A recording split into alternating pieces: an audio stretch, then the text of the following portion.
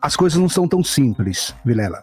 Você dizer assim, dá a Bíblia para uma pessoa que não conhece teologia, o que ela vai entender? Eu li algumas coisas. Dá uma Bíblia para uma pessoa que não conhece teologia, se ela vai entender a Trindade.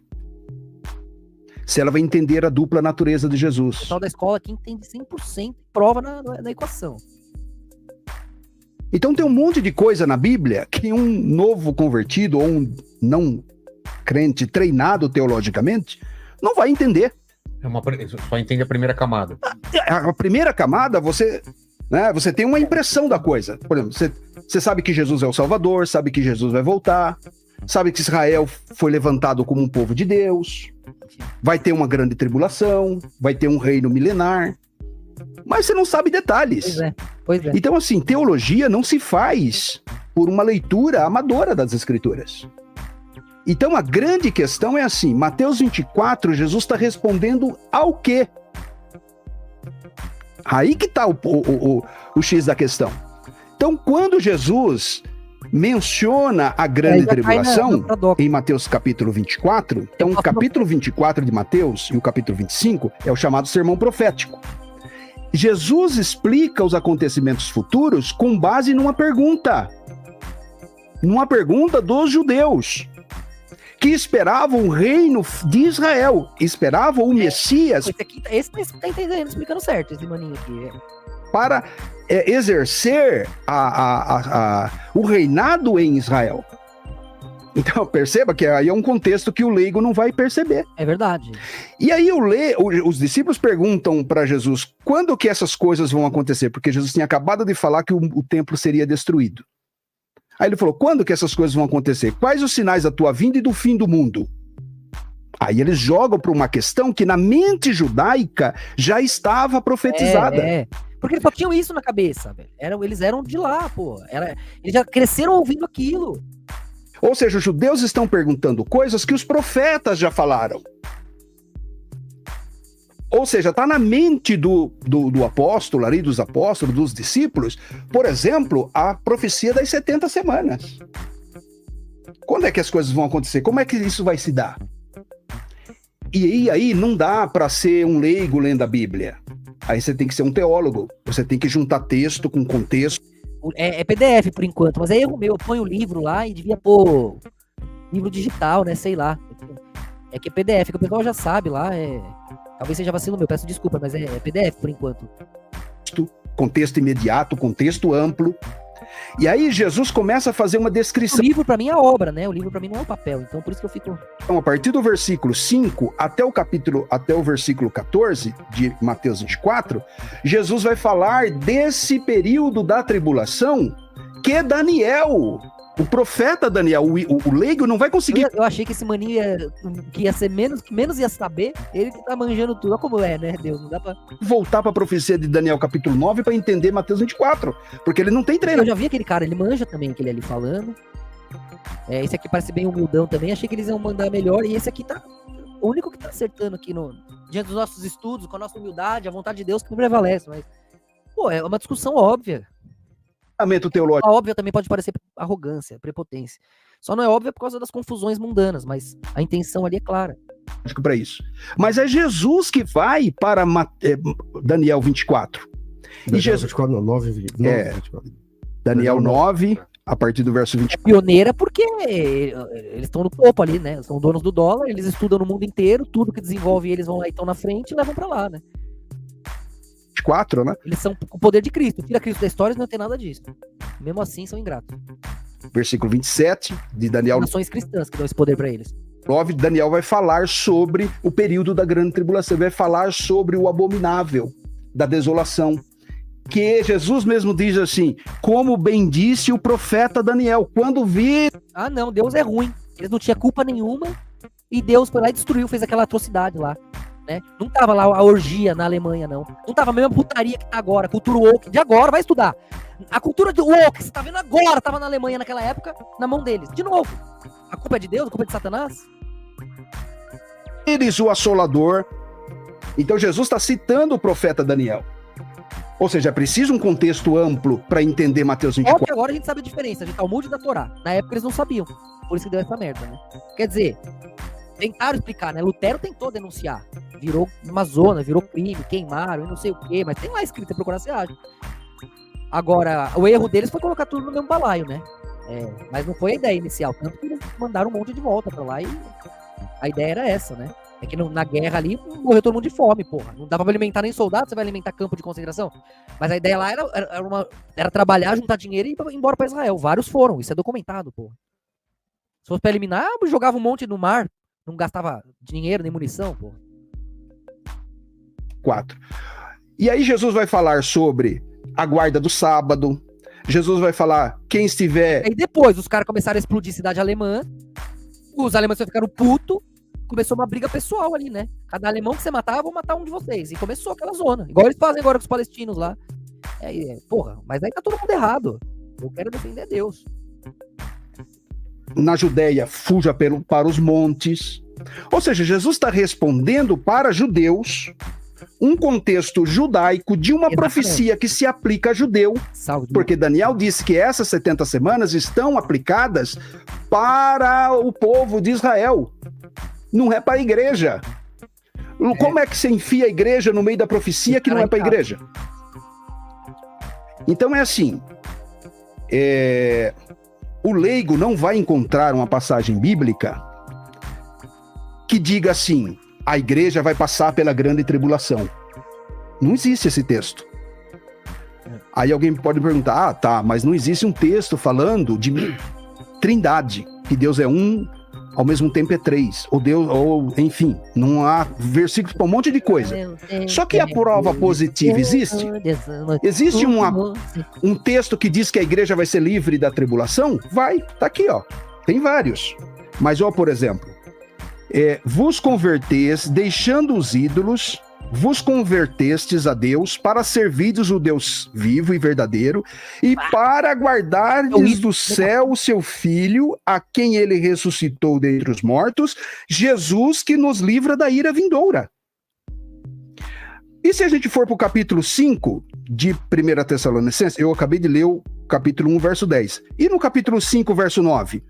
Mais uma vez, Paulo vai dizer assim, porque Deus não nos destinou para a ira, mas para alcançar a salvação mediante Jesus Cristo. Tudo isso nós concordamos, Chamai, que a ira não é a grande tribulação. Não concordamos, não. Bom, a grande tribulação. Eu tô dizendo, eu e o Valdo, nós falamos o seguinte. A ira de Deus contra os ímpios... Isso não é verdade, velho. Os rabinos não mentem.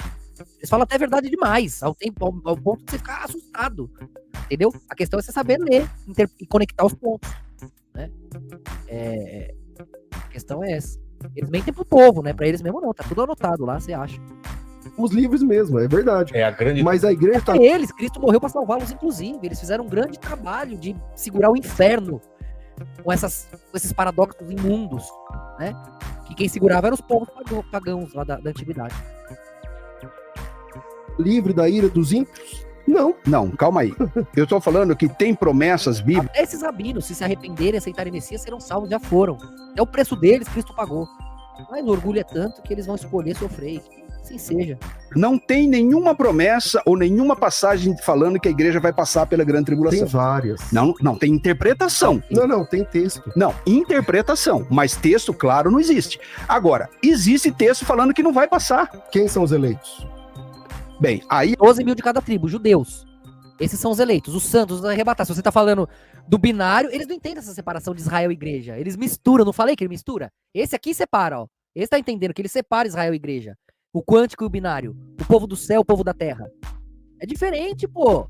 Tem promessas da terra para Israel e promessas do céu para a igreja. Esse povo não entende isso, tá claro na Bíblia. E aqui você volta para a profecia. O céu era um jeito de falar do quântico, dos segredos, dos bastidores da realidade. Tem uma realidade sólida, limitada, onde você não entende dos átomos, não vai mexer no plantar, regar, colher. Tem aqui o abstrato, onde você vê que tudo é ilusão cognitiva, tudo é átomo, e nós dominamos isso, trabalhamos nas margens para manter a limitação, a surpresa viva ali no meio.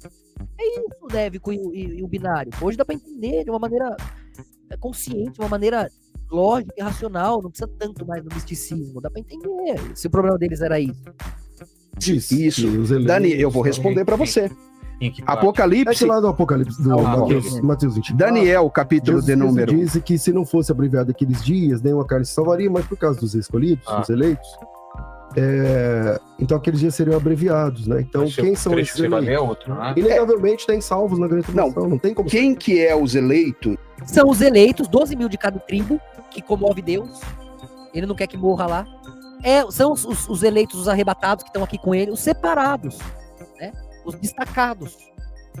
As cores vão somando perspectiva e você vai subindo no degradê. 5 laranjas viraram 1. 10 amarelos viraram outro, um amarelo mais central.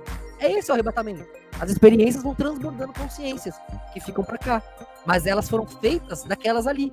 E há uma conexão entre elas. E por conta destes, o degradê será salvo. Ou escolhidos em Mateus 24, como Mateus 24 está dentro do período da grande tribulação, que Eu se sabe que, ó, eu vou mostrar de um jeito que o pessoal da escola cansado de saber, vocês me perdoem, tá? Mas é que, puta, cara, como é simples se essa galera aqui entendesse. Imagina que você vai ter as experiências, cada cor é uma experiência cognitiva. Um dia você vai entender as referências que eu faço. Ó, você tem 7/12 no meio. Esse amarelo só chegou aqui por conta desses perdidos aqui, ó. Esses são os escolhidos, os separados. 12. 12 de cada 12. 144. Todo o resto do degradê lá no fundo, entendeu? Só serviu pra esses chegarem aqui. Então, por causa desses, esses acabam salvos. Porra, bicho. Que eu desenho? Até um ateu, porra. Você faz a conta aí, ô. aplica a judeus, porque a igreja tem uma promessa de ser livre da ira, então os escolhidos são judeus. Então é uma dedução lógica. Mas a Bíblia fala de santos, de judeus na grande tribulação? Fala. Daniel fala. Daniel capítulo de número 7, verso 21, diz assim: e eu olhava, e eis que esse chifre fazia guerra contra os santos e prevalecia. É o mesmo que vai aparecer em Apocalipse capítulo 13, verso 7. Peraí, dos santos aí, qualquer... Daniel, né? Daniel 7, 21. Fala dos santos sendo derrotados na grande tribulação. Aí quando você vai para Apocalipse capítulo 13, verso 7, fala... Porque são separados. São pessoas que foram se convertendo. São aqueles que acabaram de serem separados ali do resto de Israel. Viraram cristãos, 12 mil de cada tribo. Israel vai ficar puta, vai começar a apertar o negócio. É isso, tem um monte de gente lá que é separado, vai sendo separado depois. Vai se convertendo ali, né, nesses momentos. Por isso que tem as testemunhas, tem os 12 mil de cada tribo. Continua, a história continua. Acontece que Cristo já tem um exército ali pronto pra vir terminar o negócio ali. Aí sim entregar a segunda morte e a morte final, que já vai envolver a questão da essência, não da ilusão teatral. Mais uma vez que eles foram martirizados. O texto que o pastor leu, capítulo 7, de Daniel 7, 21. são judeus. Judeus e convertidos durante a grande tribulação, mas não é a igreja. Mas ainda assim não é o problema. Não é a igreja. Só para fechar o raciocínio. Mas você leu o verso 15 de Daniel? Porque Daniel, ele traz a profecia que os santos serão perseguidos. Igualzinho tá lá em Apocalipse 13. Isso. Aliás, o texto é repetido em Apocalipse 13 como uma referência lógica de Daniel 7. Mas o Daniel, que teve a visão, exatamente, ele perguntou pro anjo quem eram os escolhidos. Isso aí, tá no versículo 15. Leu o versículo 15. Então, o que diz o versículo 15? Quanto a mim, Daniel, o meu espírito ficou alarmado dentro de mim, as visões da minha cabeça me perturbaram, cheguei... já foram lá pra Torá agora. Aliás, foram pra Tanakh, né? Do nada, os caras, eles vão e eles não sabem separar, né? Eles não entendem os dois lados da moeda. É a vantagem que vocês têm aqui é essa. E graças a Deus, eles vão agradecer, porque a gente reúne a certeza deles. E fala, você tem razão por isso, você por isso, você por isso. Toda cor tem razão, mas vocês vão ter que abaixar a cabeça pra luz. Sua certeza será um nada diante da luz. Vocês mesmos se anulam. E a luz é a razão. Né? Abençoado quem aceita isso. Tá na maldição quem não. Um dos que estavam perto lhe pedia a verdade acerca de tudo. Ele queria saber tudo da visão. Assim ele me disse e me fez saber a interpretação. Estes grandes animais, que são 4 reis que se levantaram da terra. Não é o nosso objeto de estudo aqui. Sim. Versículo 18. Mas os santos do Altíssimo são aqueles que receberão o reino. Não, Deus não permitiu, então. Deus é fraco e Hitler é mais forte que Deus. Entendi, tá bom. O possuirão para sempre. Não tem uma simetria, não tem as cores não estão alinhadas no sol, as estrelas não vão muito bem, não tá tudo. O equilíbrio não permanece vivo. Não, tem alguém que vai lá e mexe nisso porque deu vontade. Então, quem De que é? eternidade a eternidade. É só Quem os judeus? recebe, quem recebe o reino que tá na mente de Daniel aí? Não, peraí. Esquece a mente de Daniel. A mente de Daniel... Não, mas foi você que citou. Não, calma aí. A mente de Daniel não tem a resposta. Por isso ele tá perguntando Isso. pro anjo. O Daniel não sabe quem são os santos. Sim. E ele pergunta. O anjo fala assim pra ele. Os santos, O grande Daniel... ruim pra eles é o não judeu, né? Então, os outros também, mesmo que não é cristão, é ruim pra eles. Você não sabe quem é? Sim. São aqueles que receberão o reino e o possuirão para todo o sempre. Pergunta, lógica. Apenas os judeus receberão o reino e o possuirão para todo sempre ou a igreja? Não, o reino da terra, a promessa terrena, o reino da terra de Israel, a Jerusalém terrena, é pro judeu, sempre foi. É deles, pra sempre. A Jerusalém celestial, que seria hoje que chamam de quântico, seria o domínio aqui. O espaço-tempo é uma questão cognitiva. A gente acessa o espaço-tempo com a tecnologia. É uma reunião de perspectivas, uma reunião de interpretação mental. Não tem nada fora, não tem átomo fora. O ser humano tem um momento onde ele chega de novo nesse ponto dévico, onde ele alcança, é um XY no mar de átomos, qualquer experiência. Então aqui fora, aqui tem uma Jerusalém celestial, né? Onde ela vem e pousa sobre a Jerusalém terrena. Então é diferente as promessas do céu, o reino do céu e o reino da terra. Embora eles se conectem por 1000 anos, depois se separem de novo. É o violeta juntando vermelho e azul, até que separa, porque o degradê tem que se manter binarizante. Senão não volta pro quântico e não tem pra onde o quântico ir. Disse no começo que o reino de Deus se estende para a eternidade e envolve a igreja. Então pronto, então a igreja está lá no meio. Não está. Tá bom. Não, aí foi uma interpretação Sim, sua. não, o que eu ia falar, pastor Jamerson, é que realmente tem textos na palavra de Deus, tanto em Mateus como em Daniel, que ele pode estar realmente se referindo ao povo judeu. Mas a questão não é essa, a questão é onde a igreja está aí. Né? O fato de falar, não, essa palavra é para os judeus. Tudo bem, isso é símbolo de que a igreja então foi arrebatada para o céu? Não, a igreja está na terra ainda. Né? Você veja só. A brisa deles é essa, eles pensam que o arrebatado pro céu é morrer e sumir, né? Eles não entendem, eles conseguem binarizar esse arrebatamento. Jesus alcançou todo mundo junto, você tá indo, tá? Mas estamos juntos nas nuvens. Ah, mas falaram que ia sumir, você não sumiu? Você parou de ir nas festas que você ia, você parou de ir nos lugares que você ia, você parou de ficar com o pessoal da sua casa, com seus amigos de antes, você não sumiu? Isso só vai se intensificando. Eles pensam que é o quê? Ai, desapareceu, cadê agora? Isso ia virar um caos total, não ia dar pra ser gradativo e misterioso. Se é misterioso é porque não é tão óbvio assim, caramba. Não é a pessoa desaparece no meio da rua? O povo é burrinho, né? Ô, louco.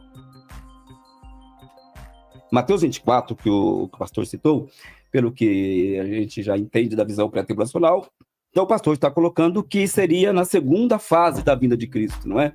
O que Jesus fala sobre a sua vinda, logo após a tribulação daqueles dias, o sol escurecerá, a lua não dará sua claridade, e então se verá no céu o sinal do Filho do Homem. Na visão pré, então, seria a segunda fase da vinda de Cristo, não é? Pois é. Mas aí, então, os discípulos, eles perguntaram. Qualquer fagulha de luz, qualquer coisa que exista é um movimento de luz, não é? Não é Deus não estaria aí? Qualquer fagulha, qualquer movimento, do nada sai em si, se orbita, se ultrapassa, vai criar o que você chama de átomo. Movimento de si mesmo, a única coisa que existe. Aí ele alcança ele bem rápido o azul, alcança ele bem rápido o vermelho, é o violeta. Ele repete o processo, átomo ao redor de átomo, vira uma molécula, repete o processo, uma célula, repete o processo. Você vai indo assim, do mineral pro vegetal, pro animal, não é isso? E você olhando tudo isso, não é o ser completo? Com 7 chakras, diante de 7 movimentos? Você olhando aqui, não tá vendo tudo que você é. Você vê vegetal, mineral e animal. Você ingere mineral, vegetal e animal. Você só vê o que você é. Você define o sólido. Não é isso que é Deus? O movimento se acumulando e se observando.